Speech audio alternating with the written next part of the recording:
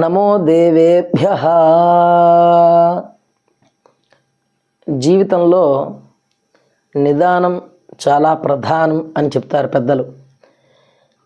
ఆ నిదానం ఏ చోట్ల ప్రధానంగా ఉండాలి అనే విషయాన్ని మనకి ధర్మశాస్త్రం ఒక శ్లోకంలో చెప్పింది. ఆ శ్లోకం గురించి ఇప్పుడు తెలుసుకుందాం. శనైః పంథా శనైః కంథా శనైః పర్వతలంఘనం శనైః విద్యా శనైః విత్తం పంచైతాని శనైః. ఈ 5 విషయాల్లో చాలా నిదానం అవసరం అని. ఏమిటి 5 విషయాలు అంటే, మొట్టమొదటిది శనైః పంథా. మనం చాలా దూరం ప్రయాణం చేయాలి అన్నప్పుడు నిదానంగానే మనం ప్రయాణాన్ని ప్రారంభం చేయాలి అని. వేగంగా పరుగులు పెడుతూ మనం గమ్యాన్ని చేరుకోవాలి అనుకుంటే మనం త్వరగా చేరుకోలేము సరికదా, ఆ ప్రయాణాన్నే విరమించవలసి వస్తుంది. అందుకని దూరం ప్రయాణం చేయాలి అన్నప్పుడు ఖచ్చితంగా నిదానంగా వెళ్ళాలి. అడుగులో అడుగు వేసుకుంటూ మెల్లగా మెల్లగా మెల్లగా మెల్లగా చేరుకోవాలి అని చెప్తారు. దీనికి ఉదాహరణగా మనకి ప్రసిద్ధమైనటువంటి కథ కూడా ఉన్నది. ఏమిటి అంటే, ఒక కుందేలు ఒక తాబేలు రెండూ కూడా ప్రయాణం ప్రారంభం చేసినప్పుడు కుందేలు వేగంగా వెళ్ళి మధ్యలో ఆగిపోవడం, ఆ తర్వాత నిదానంగా వెళ్తున్న తాబేలు విజయం సాధించడం అనే కథగా మనకి చెప్తారు. అక్కడ మనం అర్థం చేసుకోవాల్సింది ఏమిటి అంటే, నిదానంగా వెళ్ళాలి. ప్రయాణం అనేది ఆగకూడదు. మన యొక్క బలాన్ని గమనించుకుని మన శక్తిని అనుసరించి మెల్లగా మెల్లగా మెల్లగా మెల్లగా అడుగు వేస్తూ ముందుకు వెళ్ళాలి అని. చాలామందికి జీవితంలో అన్నీ తొందరగా వచ్చేయాలి అని వేగంగా ప్రయాణం చేస్తారు. జీవితంలో కూడా ప్రతిదీ వేగంగా జరగాలి, వేగంగానే అన్నీ సిద్ధించాలి అని అనుకుంటారు. కొన్ని పనులు నిదానంగానే అవుతాయి. నవమాసాలు మోస్తే జన్మించిన వాళ్ళం కదా మనుషులు అందరం. కనుక 9 మాసాలు పడుతుంది ఆ గర్భధారణ జరిగిన తర్వాత కాన్పు ప్రసవం జరగడానికి. కనుక ఆ సమయం అనేది అత్యవసరం.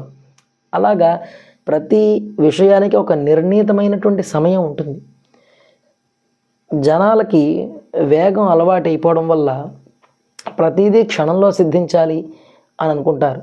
కానీ నిదానం చాలా ప్రధానం, నిదానం చాలా అత్యావశ్యకం. ఇక్కడ మనకి మొదటి పాదంలో శనైః పంథా, దూరం ప్రయాణం చేయాలి అన్నప్పుడు మెల్లగానే ప్రయాణం చేద్దాం, గమ్యాన్ని చేరుకుందాం అని హితోపదేశం చేస్తూ వెంటనే మరో మాట చెప్పారు. శనైః కంథా అనగా గోడలు ఎక్కేటప్పుడు లేదా చెట్లు ఎక్కేటప్పుడు నిదానంగా ఎక్కాలి, కానీ తొందరపడకూడదు. తద్వారా జారపడితే తొందర వల్ల ఎన్నో ఇబ్బందులు ఎదుర్కోవాల్సి వస్తుంది. అలాగే శనైః పర్వతలంఘనం, పర్వతాన్ని అధిరోహించేటప్పుడు కూడా నిదానంగానే వెళ్ళాలి, తొందరపడకూడదు అని ఈ హితోక్తి మనకి తెలియజేస్తోంది. ముఖ్యంగా తర్వాత పాదంలో 2 చాలా అమూల్యమైన విషయాలు చెప్పారు. శనైః విద్యా శనైః విత్తం శనైః విద్య. చదువు అనేది ఒక్క రోజులో రాదు, ప్రయత్నం చెయ్యాలి. చాలామంది నేను ఈరోజు చదివాను నాకు రాలేదు అని బాధపడుతూ ఉంటారు. అది సరికాదు. విద్య అనేది వెంటనే వచ్చేటువంటి దొరికేటువంటిది కాదు. దాని గురించి ఎల్లప్పుడూ క్రమమైనటువంటి అభ్యాసం, క్రమమైనటువంటి ప్రయత్నము కావాలి. ఆ ప్రయత్నం చేతనే విద్యని మనం పొందగలుగుతాం.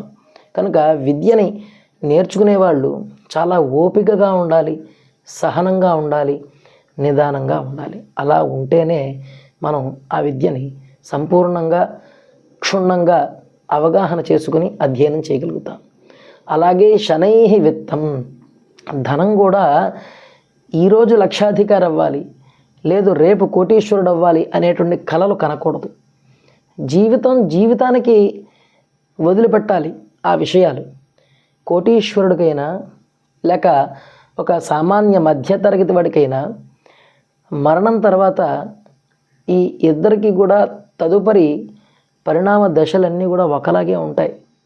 జీవించినంతకాలం కూడా ఈ భేదం మనస్సుకి సంబంధించిందే కానీ శరీరానికి సంబంధించింది కాదు. ఎందుచేతన అంటే ఈ ఇంద్రియాలు వేటికి కూడా ఈ ధనం తాలూకా వ్యవహారాలు విషయాలు తెలియవు. కేవలం మనస్సుకి అలాగే మెదడులో ఉండే కొన్ని కొన్ని కణాలకు మాత్రమే అది రుచిని కలిగిస్తూ ఉంటుంది. మిగతా ఏ ఇంద్రియాలకి కూడా ధనం అనేటువంటి విషయం రుచిని కలిగించదు.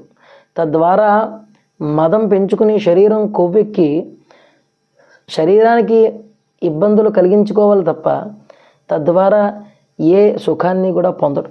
అందుచేత శనైః విత్తం, ఈరోజు ధనవంతుడు అవ్వాలనేటువంటి ధనకాంక్ష పనికిరాదు. ధనాన్ని ఎప్పుడు కూడా నిదానంగా సంపాదించాలి. బిందువు ఒక సింధువు అని చెప్తారు. కనుక ఒక నీటి బిందువు కదా అని చెప్పి వృధా చేయకుండా దాన్ని అలాగ జాగ్రత్తగా మనం కాపాడుకోగలిగితే ఆ బిందువే, ఆ జల బిందువులే ఒక సింధువుగా మారిపోతుంది. అలాగా మనం సంపాదించే ప్రతి రూపాయి కూడా కష్టార్జితం అనేటువంటి భావనతో దాన్ని జాగ్రత్త చేసుకుంటే అది ఒకనాటికి ఒక గొప్ప ధనంగా సంరక్షించే విధానంగా మారుతుంది అని మనకి ఈ శ్లోకం తెలియజేస్తోంది. అందుచేత ఎప్పుడు కూడా ఇతరులను చూచి వారిలా మనం లేము అని బాధపడకూడదు. కోటీశ్వరుని చూచి ఈర్ష్యపడకూడదు, అసూయ పడకూడదు. అలాగే వాడికి లభించింది నాకు లభించలేదు అనేటువంటి దుర్మతి కూడా ఉండకూడదు. అలా ఉండకుండా ఈ శ్లోకాన్ని గుర్తుంచుకోవాలి. ఎప్పుడూ కూడా నిదానంగానే కొన్ని విషయాలను సాధించుకోవాలి. క్రమేపీ వాటిని మనం పొందాలి అని. ఏమిటా 5 విషయాలు మరొకసారి చింతనం చేద్దాం. శనైః పంథా, శనైః కంథా, శనైః పర్వతలంఘనం, శనైర్విద్యా, శనైః విత్తం, పంచైతాని శనైః. దూర ప్రయాణాలు, గోడలు ఎక్కడం, అలాగే పర్వతములు అధిరోహించడం, అలాగే విద్యను ధనాన్ని ఈ సంపాదించే క్రమంలో ఎప్పుడు కూడా నిదానం పాటించాలి, తొందరపాటు పనికిరాదు అని ఈ సూక్తి మనకు తెలియజేస్తోంది. మనం మరొక రోజు మంచి సూక్తితో మీ ముందుకు వస్తాను. అందరికీ కూడా నమస్కారం. నమో దేవేభ్యః.